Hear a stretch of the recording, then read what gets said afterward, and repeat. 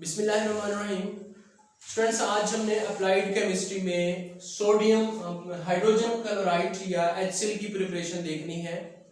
Hydrochloric acid या HCl को चाहे हम लेबोरेटरी के अंदर प्रिपेयर करते हैं या हम इसको इंडस्ट्रियल लेवल पे या कमर्शियल लेवल पे जब हम इसको सिंथेसाइज करते हैं, मैन्युफैक्चर करते हैं, तो इसके लिए जो हमें रॉ मटेरियल चाहिए होता है वो हमारे पास सोडियम क्लोराइड का एक्वस सॉल्यूशन होता है।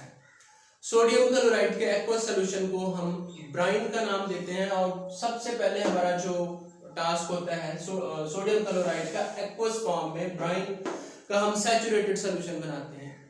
सैचुरेटेड सॉल्यूशन क्या होता है कि हम जो हमारे पास वाटर होता है उसके अंदर हम maximum amount of sodium chloride की डिसॉल्व करते हैं। उसके बाद फर्दर जब मजीद सोडियम क्लोराइड डिसॉल्व नहीं होता तो हम उसको कहते हैं कि ये हमारे पास सैचुरेटेड सॉल्यूशन है।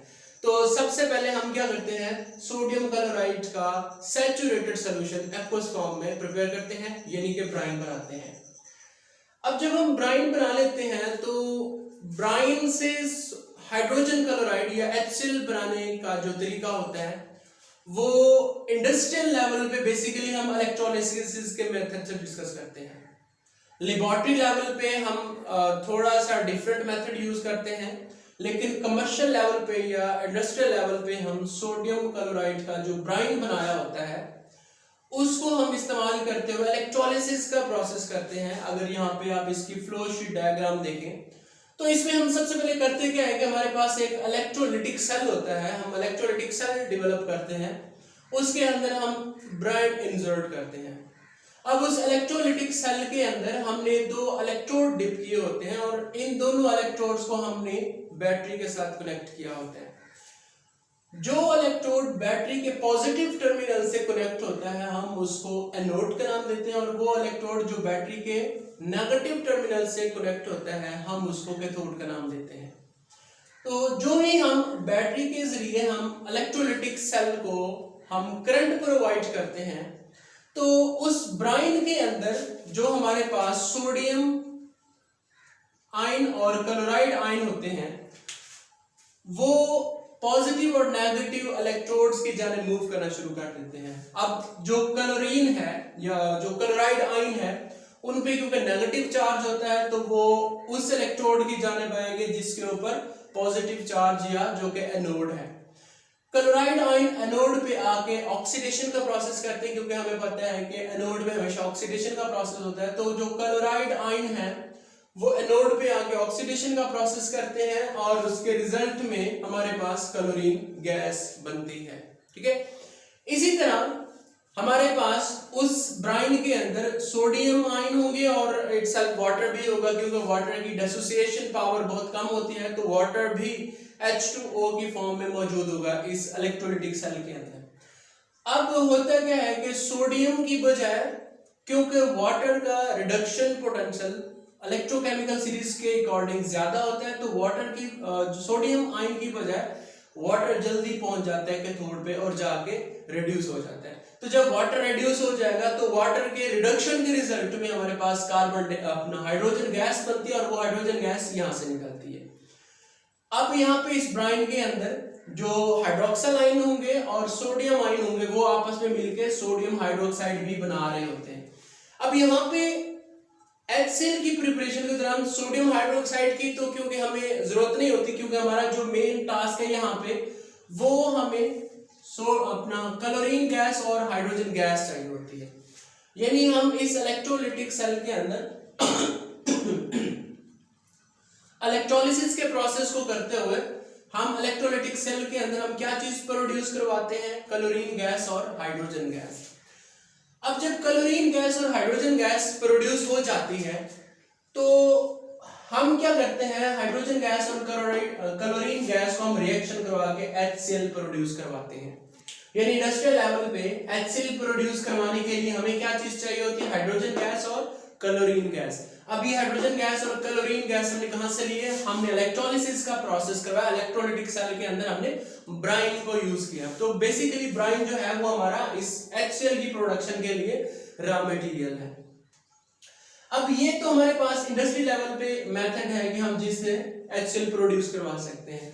इसके अलावा इंडस्ट्रियल स्केल पे हमारे पास और भी बहुत से कुछ ऐसे रिएक्शंस होते हैं जिनके रिजल्ट में HCl बन रहा होता है। अब उसमें HCl हमारा जो मेन प्रोडक्ट है वो नहीं होता, यानी रिएक्शन हम कोई और करवाते हैं, लेकिन उन रिएक्शन में जो HCl है वो एज साइड प्रोडक्ट या बाय प्रोडक्ट्स के तौर पर मिल रहा होता है।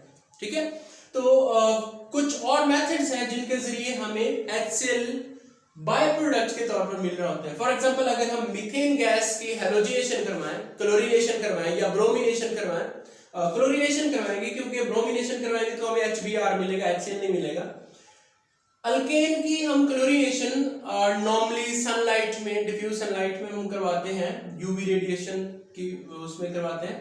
तो जो ही हमने सनलाइट की मौजूदगी में मीथेन को कलरिंग के साथ रिएक्शन करवाया तो हमारा जो मेन प्रोडक्ट है वो तो ये है, मिथाइल क्लोराइड है। ठीक है, लेकिन जो HCl है वो हमारे पास एज बाय प्रोडक्ट या साइड प्रोडक्ट के तौर पर बन रहा है। तो लेकिन ये है कि बेशक वो हमारा साइड प्रोडक्ट है, लेकिन HCl यहाँ से भी हम मैन्युफैक्चर कर सकते हैं।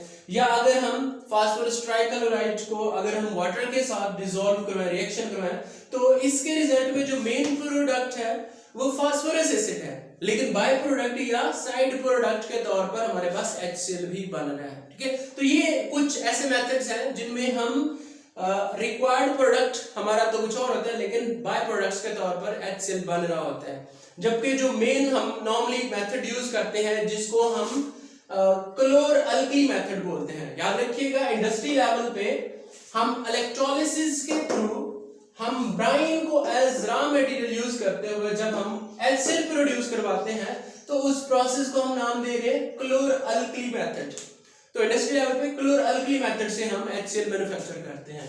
ये तो था इसकी मैन्युफैक्चरिंग। अब इसके अगर हम यूज देखें तो सब वैसे तो काफी सारे यूजेस हैं HCl के, बहुत ज्यादा स्ट्रॉन्ग एसिड है, बहुत ज्यादा कॉमन इस्तेमाल होने वाला एसिड है, लेकिन कुछ यहाँ पे मैंने जो इंडस्ट्रियल वे में मैंने यहाँ पे कुछ लिए हैं यूजेस, तो उसको अगर देखें तो ये सबसे पहला यूज है इसका pickling of iron and carbon steel.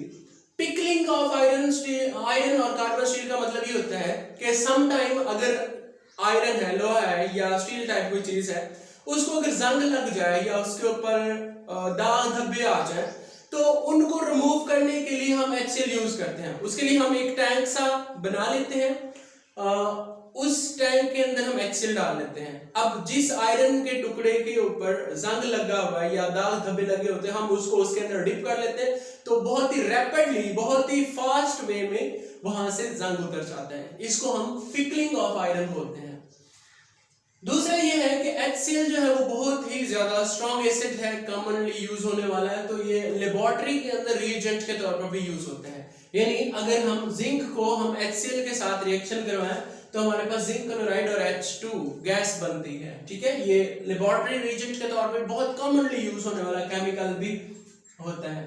Lime scale जो इसका थर्ड यूज है कि हम लाइम स्केल के लिए भी इसको यूज करते हैं। लाइम स्केल क्या होता है कि इंडस्ट्री के अंदर सपोज आपके पास सैनिटरी वेयर्स हैं, उनके ऊपर सम टाइम क्या हो जाता है कि मार्बल जो है वो जम जाती है, यानी आपके पास कुछ सैनिटरी मटेरियल है, सैनिटरी वेयर है, उसके ऊपर क्या हो गया कि किसी वजह से या बार बार यूज होने की वजह से कैल्शियम कार्बोनेट या मार्बल जम जाता है, जो फिर हम इजीली वहां से नहीं उतार सकते।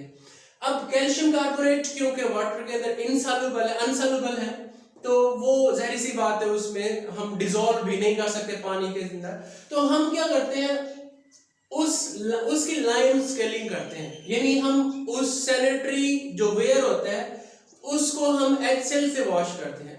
अब जो ही HCl उस सैनिटरी वेयर के अंदर जो कैल्शियम कार्बोनेट जमा हुआ है उसके साथ रिएक्शन करता है, तो रिजल्ट में आपके पास कैल्शियम क्लोराइड साल्ट बनता है जो कि वाटर सॉल्युबल है।